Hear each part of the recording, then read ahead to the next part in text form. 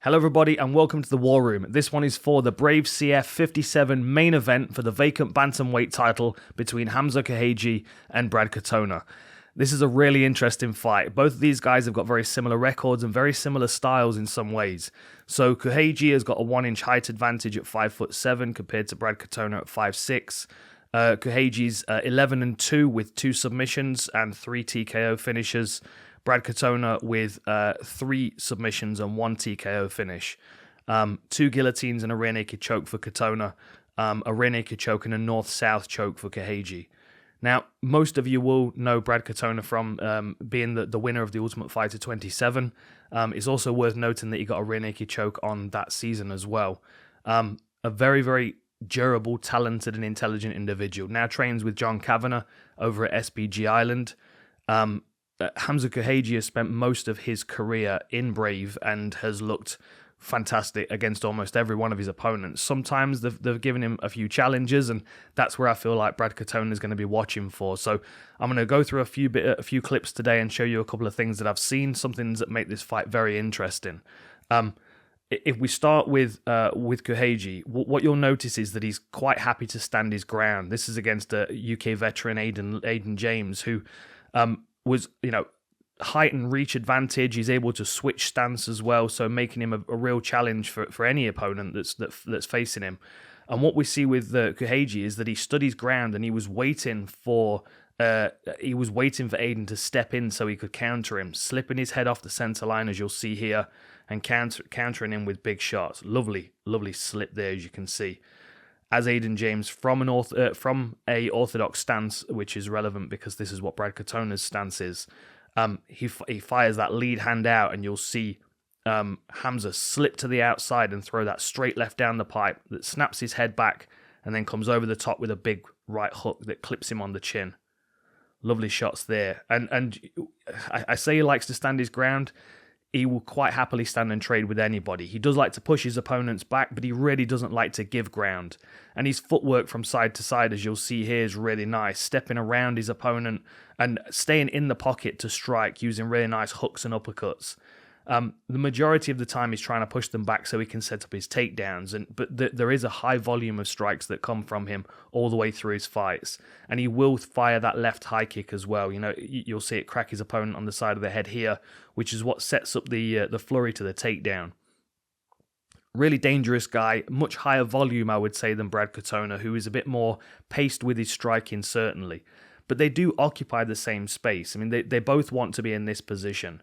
They want to be controlling their opponent from the top position and working ground and pound. Now, I think that Hamza's going to be far more happy to strike with Katona than the other way around. I do think that Brad's going to work his way in, maybe behind a couple of big shots and try and clinch Hamza and put him on the floor. The question is, how does that wrestling exchange play out? Because, of course, Katona's a strong, powerful athlete. He's got a Brazilian Jiu-Jitsu black belt. But the wrestling of Kooheji is going to be a problem for him. You've also got to consider that Kooheji usually has Elder Eldarov in his corner, who's the super lightweight champion. He happens to be the same height as Katona, but he's about 15 pounds heavier. So that's going to be a really useful training partner as well as a coach to be in his corner. The danger for Katona is if he's not able to get in top position, if Hamza is able to wrestle himself into top position. Because the aggressiveness of his striking on the feet is exactly the same on the floor. I mean, just watch how he smashes with these elbows. And he doesn't even really mind giving his opponents a bit of space to scramble, because if they do scramble, he chases around to their back and continues that control. Look at that lovely head kick. Sweeps right up at the side of his opponent's head. Cracks him right there. Has him dazed for a moment. You can see him kind of rock back on his heels, and then he charges forward with a flurry of punches. Drives him into the fence. A nice big knee to the head. One more to the body, and then we get a level change. Capitalizing on the fact that his opponent is dazed, that he's a little bit disorientated, and the aggression of Hamza plays into that takedown attempt setup. So, ideal case scenario, I think, for Kooheji is to allow Brad to come to him and try and counter him with flurries of punches. I expect that there's going to be a lot of grappling exchanges, and I think both of these guys are going to want the fight on the floor, but I think they both want to be in top position. Now, when Brad's closing distance with his striking, as I said, he's a bit more paced. He's not quite as aggressive with his flurries. But it is worth noting, he's a Canadian Golden Gloves boxing champion, so he's got some hands on him. He's also a black belt in Shotokan karate. And one thing I don't want to overlook are the wins that he got when he was on the Ultimate Fighter 27, because they get better and better as the weeks go on. He has a majority decision over Kyler Phillips, and then a third-round rear naked choke over Bryce Mitchell. Now, they are two names that you're going to know very well because they are two rising stars in the world of mixed martial arts. Brad is a very calculated, very methodical individual, and sometimes I think that does hold him back because it makes him overanalyze circumstances where, someone like Hamza Kooheji is not going to be thinking, he's going to be working, he's going to be throwing. But if Katona is able to slow this fight down and get it into his range, that's when his skills and his physical prowess come into play. His striking is a lot more paced, but he does like to push his opponents back against the fence, so he doesn't have a lot of distance to cover when he decides to level change. Heavy pressure on the lead foot, and what you'll see a lot of the time is he has these nice, he dips down and he sweeps with an overhand right and a left hook. You see how he keeps tempting and feinting his opponent in. He's trying to draw the attack of his opponent. You'll see him kind of feint hard on that lead leg, and what you'll see is his opponent's kind of posturing that counter hook. This is what Brad's looking for when he's using these feints. And he'll be doing this over and over again against Kooheji. And if Kooheji keeps swinging every time Brad Katona feints, then that's going to make the takedown attempts much easier for Katona. And what you find in his fights is, as he uses these feints, it tends to draw the attack of his opponent, so he gets a read on what their plan is. And then when he decides he's going to close distance, he sets it up with what looks like strikes. I mean, look at this. He likes this big sweeping left hook, but cuts him off straight away. And then look how he loops it. I just love that left hook that he throws, because it's not a 2-3 in that same pace that you see most people throw.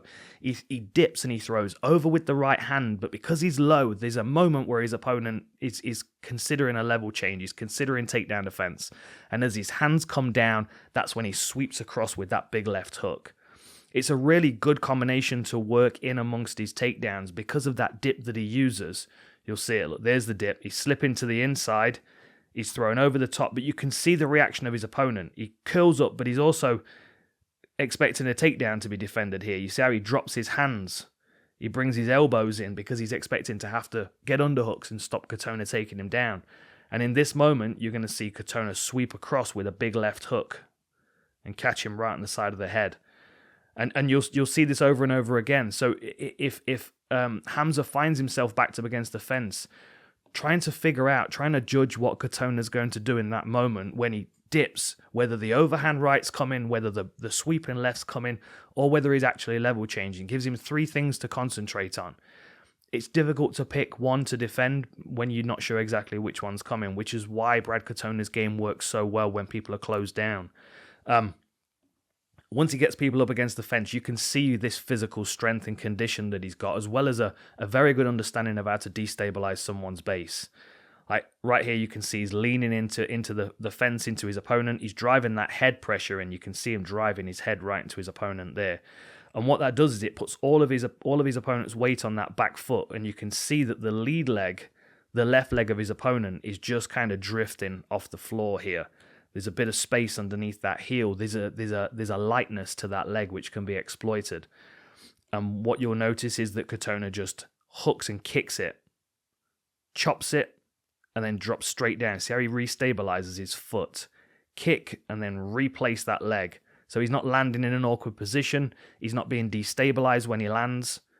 Kick, hook, brings his foot out, and as his opponent lands, he lands in a very strong position where immediately you can see he's smashing into that knee shield that his opponent's got here, that little knee inside that might start to stifle his movement. Always thinking ahead, always analysing the situations that he's in. Look at lovely work there. There's that sweeping left hook, and you're going to see it again in the second round as well. Like I said, it's very consistent for him, and if Katona's able to put Hamza up against the fence, then there's that sweeping left hook again. It's so difficult to judge what he's coming with because he dips low, and he throws hard over the top. Look how low he goes here. Very difficult to read what's going on, but he fires that right hand out. You can see his opponent goes to check with the hook, which goes way over his head, and then he comes up underneath the armpit and cracks him with the left hook. A really nice rhythm, a rhythm that's going to be difficult for Hamza if he does find himself being pressured against Katona. Now, the one thing I will mention, because I've just seen it, and it's something I watch out for a lot. These little steps that he uses here, sometimes he has a habit of stepping across his center line. You see how his heels are in line there? Sometimes what you'll see as he steps is he brings this heel all the way across to the other side, so he's actually crossing his legs. And what we've seen in Hamza's fights is that he's very good at chopping into the legs of his opponent. Now, of course, we've got Southpaw v Orthodox, but anything that he can do to destabilize the base, whether it's kick into the inside leg to square him out or kick into the outside of the leg to disrupt his balance, that's something that Katona's got to be watching out for as he's closing his opponent down, because there is a tendency to cross his feet a little bit here. Same as what Frankie Edgar does against Jose Aldo, and he did pay for it with those low kicks. So, again, the focus here for Katona is to close his opponent down. Not recklessly, safely, but once he gets his hands on him, again, the physical strength shows through. And then he likes to stack. He likes to drive into his opponents. Again, talking about Frankie Edgar, it's the same kind of thing. Because what you see is there's an effort on his opponent's side to hold him off. Where are we? Let me show you this. Because, you've got to think that, as he's driving into his opponent here and his opponent's trying to push him away with his hips, look at the engagement of the lower back and the legs of his opponent here. See how he pushes him away with his legs? And Katona's weight is still driving forward, still driving into him. It's so difficult for his opponent to do anything when there's that weight already bearing down on him. And what Katona does really well is every time he's pushed away by his opponent, he drops back in with strikes. So he's utilizing that push-pull that his opponent's creating to then drop straight back into their guard with big shots. It's a really kind of mauling top game style. He's always trying to pass the guard. He's always trying to hammer some good shots in, but always conscious that he doesn't lose his base. Very, very secure in his base. Very difficult to roll, very difficult to sweep. So if I'm Kooheji coming into this, I'm expecting that Katona's going to try and push me against the fence. I'm expecting that he's going to try and confuse me with the overhand right and the left hook to the level change. So I need a few options. Now, of course, Kooheji's got good uppercuts and good hooks himself, but he can't be hanging out with him, backed up against the fence, because he might find himself defending takedowns, defending underhooks. He might even find himself on his back. But there are moments in his fights where I see a real dangerous individual off his back. So this is something I noticed in one of his fights that really stood out to me because of the way that he sets it up. Now, he gets taken down here. He was peppering his opponent. His opponent crams him into the fence here. You're going to see a level change, and then Kooheji's dumped onto his back. Quite possible that this could happen against Katona. But straight away, he's attacking one side. His opponent is in an immediate defensive position because you can see that Kooheji's got his hips out to the side. He's putting pressure into this leg here to try and keep his opponent moving, whilst at the same time having his knee on the inside on the opposite. So you've got to picture yourself as the guy in the top position. You feel like your right arm's being isolated and potentially attacked with an omoplata, but you're also aware of the opposite side. You're hugging that leg, that leg with your left arm, because if that's able to creep out, then you're going to get caught in a triangle. So a multiple threat as soon as he's landed. And he actually adapts this very well because his opponent's got a good top game. And what you see is, look, he goes hard for this omoplata. He tries to pull his opponent towards it, and his opponent tries to free that arm and squares back up to him. And as he squares up to him, look how he swings that hand over the top. And again, you're going to expect this from Katona, who's pressuring forward, driving down and throwing big shots over the top. Watch his opponent loop this left hand up and over the top. It gets caught and braced. And then Kooheji's hand is going to slide down and cap the tricep. So now this left arm is caught by his opponent. He's got the shin in his bicep, and he's got his opponent's hand clasping onto the back. So now he feels very, very isolated on that side. Whilst at the same time, Kooheji's going to start creeping up on the opposite side because he feels the other arm's vulnerable. It's a really, really nice attack, this is. Look at that. Look how he kicks around to get over the shoulder. And as soon as his opponent realizes he's turning, you're going to notice he's going to make an adjustment with this foot to try and stay square to the guard. But the other thing you need to pay attention to is Kooheji's foot on the fence here, because he kicks off it in order to enable that spin to be much quicker so he can still catch his opponent as he's moving. So watch this. You see him. His toes are on the fence. He goes to kick, and his opponent chases to try and catch that arm and stay square to his opponent's hips, but still gets his arm caught. Now, he is able to get out of this armbar, but the point is, if Brad Katona's in top position and he's trying to land ground and pound strikes, it's not going to be as easy as just holding him and striking. He's got to be concerned about getting wrapped up with armbars and triangles and omoplatas from the bottom.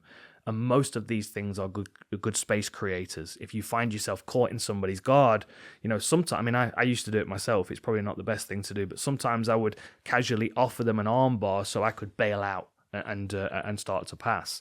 That's something that Kooheji's got to be careful of, but it could also create some space, allowing Hamza to, even if he backward rolls and starts to wrestle himself, he might be able to put himself in a top position. And ultimately, that's where he wants to be. I mean, there's no doubt about it. His wrestling is very, very good. He's got great control of the hips. He's able to adjust from one technique to the next. Here we go, single leg to double leg. He's going to pull those hips out, drops his opponent to the floor, and then immediately settles into half guard, taking the ownership of one of those legs. Look how he clamps down onto that leg there. Like this is now under his control. It would be very difficult for his opponent to scramble while that leg's caught. And then that allows him to start using his aggressive elbows, which we've seen over and over again. You don't have to TKO somebody to get the finish here. Good elbows will do damage. They'll cause cuts. And just watch how quickly he moves here. I love this movement as well. Here we go again with he postures up and starts slamming those elbows into the midsection. Now, there's a lot of space for his opponent to move here. And as soon as his opponent scrambles, watch how Kooheji controls him. His hips go down and he turns. And what you're going to see is the left hand. We're watching this left hand, which is currently on the mat. It's going to adjust and it's going to grab this tricep here. What that does is it slows his opponent from rolling. It slows them from scrambling so he can readjust his position. Watch, his opponent drops and twists. He catches that tricep, slows him down. You can see his opponent's twisting to try and get over onto his knees. But that catch of the tricep that we're seeing there is just enough to slow him down. So as he turns to his knees, you can see Kooheji immediately circle and cover his hips. So he's gone from one position where he's getting controlled and hit to now being in another position. And I don't know who was off at this corner here, but there was definitely a look from Kooheji there. It's almost like he's making an example with these big shots he's throwing. There's a venom to the way that he attacks his opponents. And that's something that I don't see in Brad Katona. This is where, in my opinion, Kooheji's got the advantage because he's...